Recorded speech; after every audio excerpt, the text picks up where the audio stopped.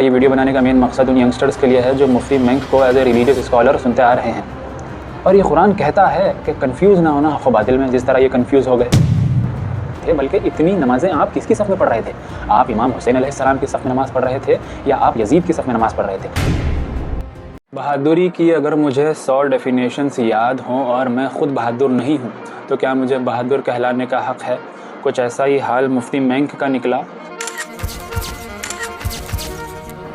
میرا یہ ویڈیو بنانے کا مین مقصد ان ینگسٹرز کے لیے ہے جو مفتی منک کو ایز اے ریلیجیس اسکالر سنتے آ رہے ہیں۔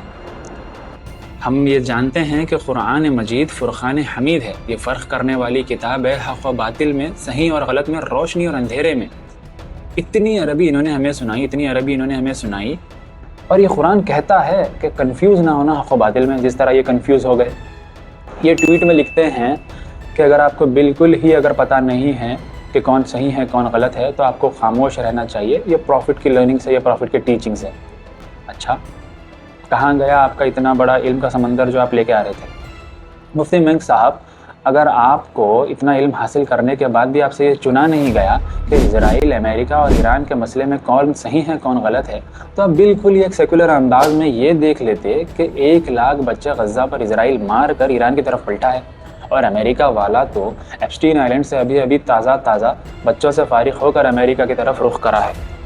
کیا ابھی بھی آپ کو اتنا مشکل تھا؟ اسی لیے میرا یہ ماننا ہے کہ مفتی منک اور ان جیسے حضرات کنفیوژن میں ہیں یا کنفیوژن میں رکھ رہے ہیں اپنے سننے والوں کو۔ او بھائی، آپ تو صرف ایک فلاسفر نکلے، ہم تو آپ کو ایک ریلیجیس اسکالر سمجھ رہے تھے۔ تو اتنی عربی ہمیں آپ نے سنائی کیوں؟ اتنی نمازیں کیوں پڑھتے تھے؟ بلکہ اتنی نمازیں آپ کس کی صف میں پڑھ رہے تھے؟ آپ امام حسین علیہ السلام کی صف میں نماز پڑھ رہے تھے یا آپ یزید کی صف میں نماز پڑھ رہے تھے؟ کہ یزید کے لوگوں کو قرآن پڑھنا نہیں آتا تھا؟ کہ یزید کے لوگ نماز نہیں پڑھتے تھے؟ بلکہ وہ تو یہ کہتے تھے کہ بھائی جلدی کاٹو، نماز کا وقت نہ نکل جائے۔ ہماری جنریشن کے لیے یہ اتنا آسان ہو گیا ہے کہ جب بھی اتنے بڑے انٹرنیشنل ایونٹس ہوتے ہیں تو ہمیں یہ چننا آسان ہو جاتا ہے کہ کچھ لوگوں کے حلیے تو مذہبی تھے لیکن رویہ صرف فلسفی تھا۔